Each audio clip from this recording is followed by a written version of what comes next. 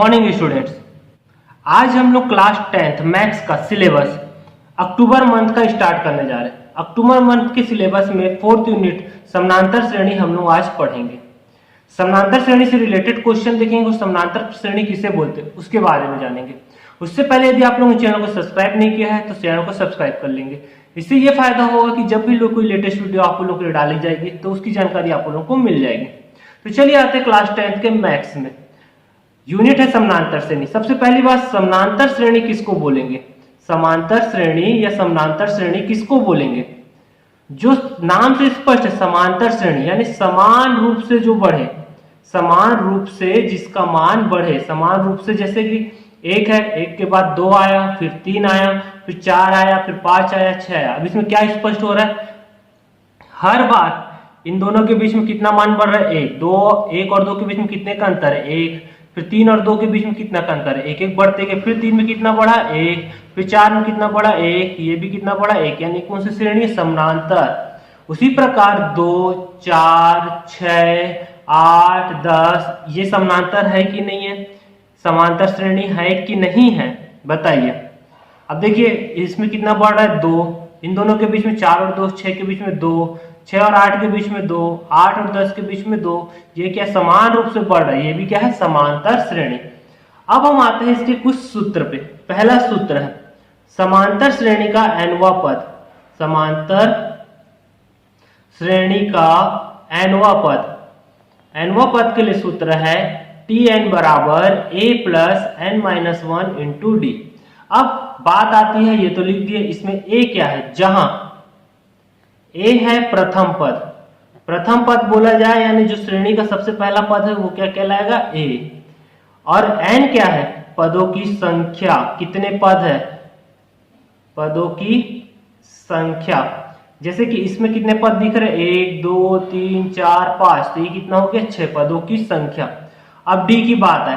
D हमारा important है सर्वांतर। सर्वांतर इसको हम कैसे निकालते हैं? द्वितीय पद माइनस प्रथम पद, इससे निकलेगा। यानी ये डी जो निकल रहा है, ये जो दो दो आ रहा है, ये क्या आ रहा है? सर्वांतर। चार में से दो गया दो, छह में से चार गया दो, आठ में से छह गया दो, 10 में से 8 गया दो। ये क्या है? सर्वांतर। तो श्रेणी के nवें पद का सूत्र हो गया Tn बराबर a plus n-1 into D. D सर्वांतर है, द्वितीय पद माइनस प्रथम पद। कभी हमको प्रश्न बोलता है कि समानांतर श्रेणी आप कैसे चेक करोगे, तो हम उसको क्या निकालेंगे? सर्वांतर। और सर्वांतर निकालेंगे हर पद का, कम से कम 2-3 पदों का सर्वांतर निकालेंगे। यदि सभी सर्वांतर समान आ गए तो हम बोल देंगे समानांतर श्रेणी है।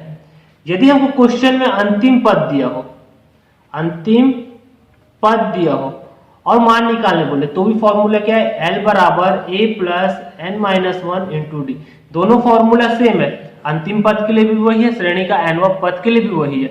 बस पद का नाम बदल जाएगा, लास्ट पद यानी L और nवां पद यानी Tn, और a प्रथम पद, n पदों की संख्या और d सर्वांतर। ये हो गया फॉर्मूला। अब हम आते हैं प्रश्नावली के क्वेश्चन पे। अध्याय 10 के प्रश्नावली। सबसे पहला क्वेश्चन है प्रश्नावली 10 चौथा 4.1 का। समानांतर श्रेणी का प्रथम पद व सर्वांतर बताइए। एक श्रेणी दिया हुआ है। अब इसमें ऑब्जेक्टिव है, 4 ऑप्शन दिया हुआ पहले के क्वेश्चन पे। पहले में कुछ और भी क्वेश्चन है जिसे आप लोग और प्रैक्टिस करेंगे, ये मैं बता रहा हूँ। समानांतर श्रेणी का प्रथम पद व सर्वांतर बताइए। ये श्रेणी हम लोग को दिया हुआ है 3/2, 1/2, -1/2, ऋण 3/2, ऐसे करते हुए बढ़ते गए।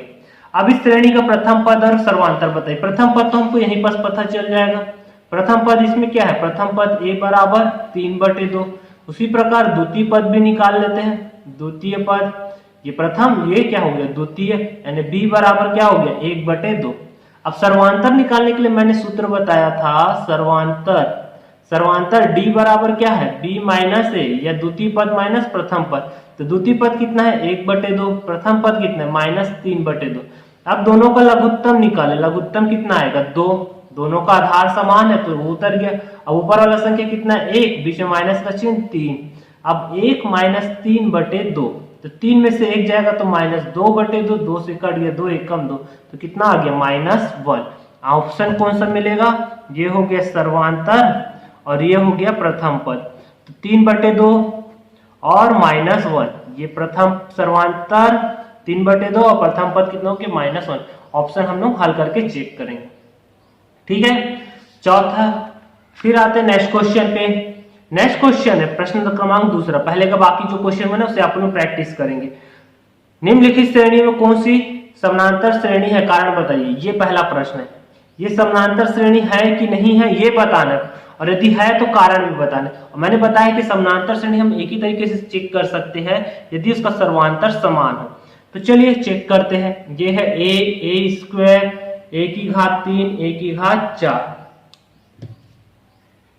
तो इस पूरे का सर्वांतर चेक किए। सर्वांतर पहले इन दोनों का सर्वांतर चेक करेंगे। कैसे चेक करेंगे चलिए देखते हैं। a प्रथम पद द्वितीय पद ऐसे करते पूरा मान बढ़ा हुआ है।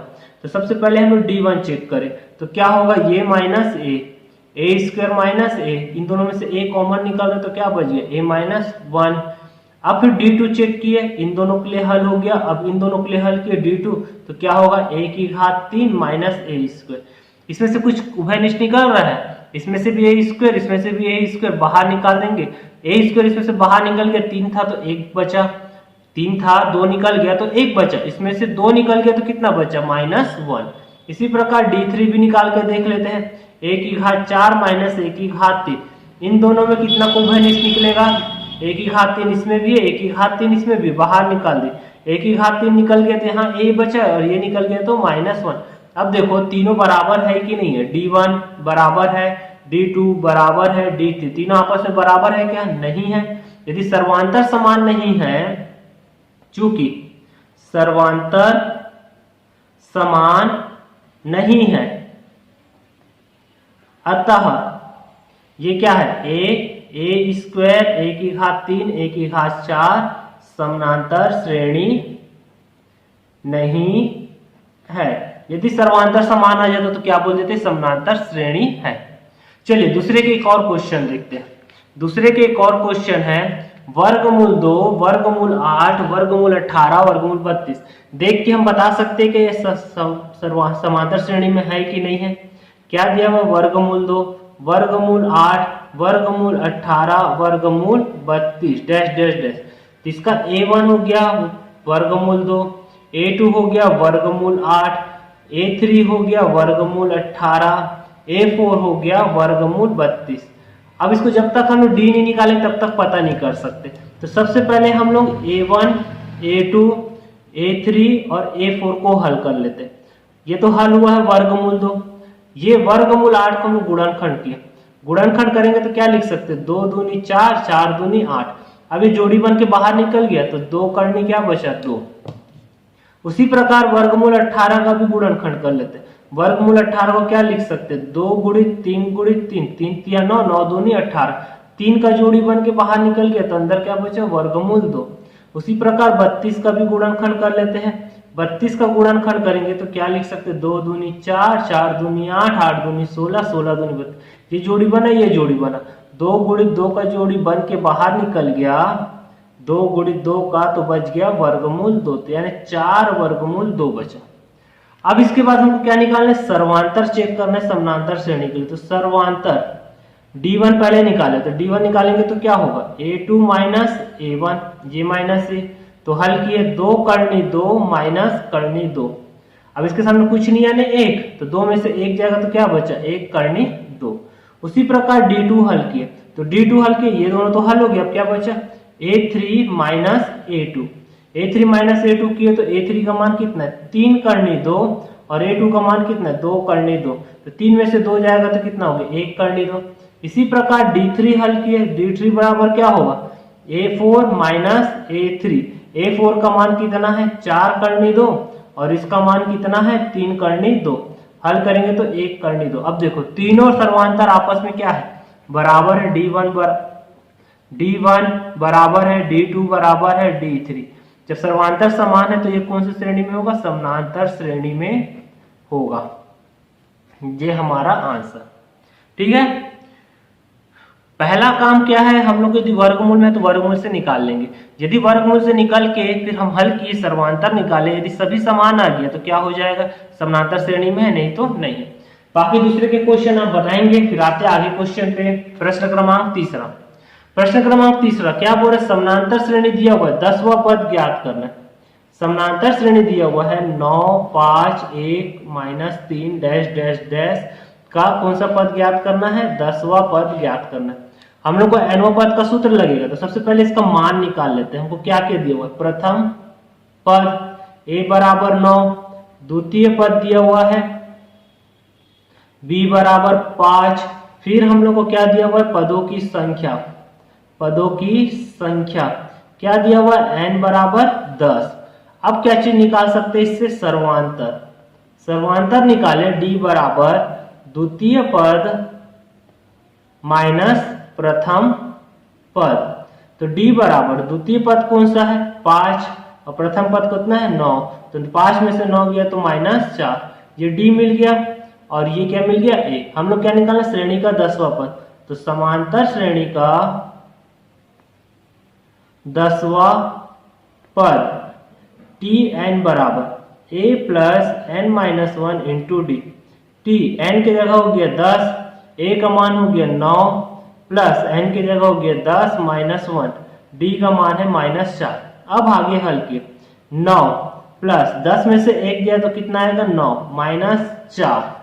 आगे हल किए t10 बराबर 9, ये प्लस माइनस माइनस 9 और चौक कितना हो गया 36, तो t10 बराबर 36 में से 9 जाएगा तो -27 चिन्ह माइनस का, क्योंकि 36 क्या है बड़ा है, तो ये हमारा क्या हो गया आंसर। ठीक है, श्रेणी का 10वां पद। हम लोग यदि प्रश्न में सब चीज दिया तो निकालने में हमें आसानी होगी। एक और क्वेश्चन देखते हैं, प्रश्न क्रमांक 5वां, चौथा आप लोग हल करेंगे।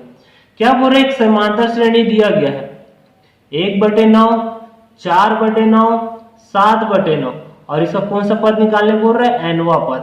सबसे पहला काम हमारा क्या है, जो जो दिया उसे लिख लेते हैं। प्रथम पद दिया हुआ है 1/9, द्वितीय पद दिया हुआ है, क्या दिया हुआ है, द्वितीय पद बराबर 4/9। अब इससे हम क्या निकाल सकते हैं, सर्वांतर निकाल सकते हैं। सर्वांतर बराबर द्वितीय पद माइनस प्रथम पद, तो द्वितीय पद हमारा है 4/9, प्रथम पद है 1/9। इन दोनों का लघुत्तम क्या आएगा 9, 4 में से 1 गया तो कितना आएगा 3/9, 3/9। ये कट रहा है, इसे काट भी सकते हो, मैं इसे भी नहीं काट रहा हूं, हम लोग पहले हल कर लेंगे फिर लास्ट में काट लेंगे। ये किसका मान हो गया, डी का मान हो गया, और ये किसका मान है, ए का। डी और ए पता चल गया। अब क्या निकालना है, समांतर श्रेणी का nवां पद, समांतर श्रेणी का nवां पद, nवां पद tn बराबर a plus n-1 into D. तो tn बराबर a का मान कितना है 1/9 प्लस n-1, d का मान कितना है 3/9। इसको हम क्या लिख सकते हैं, tn बराबर 1/9 प्लस 3 n-1/9। अब देखो दोनों का लघुत्तम क्या है, समान है, तो इसको क्या लिख लेते हैं 9 नीचे 1, ये 3 का अंदर गुणा कर दे तो क्या हो जाएगा 3 है, 3 में 3 एकम 3। अब आगे हल किए, tn बराबर 3n को पहले लिख लेते हैं, 1 में से 3 जाएगा तो कितना आएगा -2/9। ये हमारा क्या हो गया आंसर। ठीक है, सिंपल है, कैलकुलेशन पे बस ध्यान देना, यहाँ पर काट के भी हल करोगे 3 एकम 3, 3 3 और 2 भी आंसर वही आएगा। ये प्रश्न क्रमांक 5। चलिए एक और क्वेश्चन देखते हैं, लास्ट क्वेश्चन प्रश्न क्रमांक 8। तो बाकी कल देखेंगे आगे के प्रश्न जो कि थोड़े बड़े हैं और इम्पोर्टेंट है। हल, इस प्रश्न में क्या बोल रहे हैं, 27 24 21 का कौन सा पद शून्य है। अब इसमें तो हमको ये नहीं पता कि कौन सा पद शून्य है, तो हम लोग क्या मान लेंगे, श्रेणी का nवां पद क्या है, शून्य है, क्योंकि हमको दिया ही नहीं है, शून्य बोल रहा है। तो सबसे पहला चीज हम क्या निकाल लेते हैं, जो दिया है प्रथम पद a बराबर 27, द्वितीय पद दिया हुआ है, द्वितीय पद b बराबर 24, सर्वांतर निकाल सकते हैं, सर्वांतर d बराबर द्वितीय पद माइनस प्रथम पद। तो द्वितीय पद हमारा क्या है 24 और प्रथम पद कितना है 27, 24 में 27 गया तो -3। अब बोल रहा कौन सा पद शून्य है, तो मान लेते हैं, माना श्रेणी का nवां पद क्या है, शून्य है, शून्य है माने tn बराबर 0।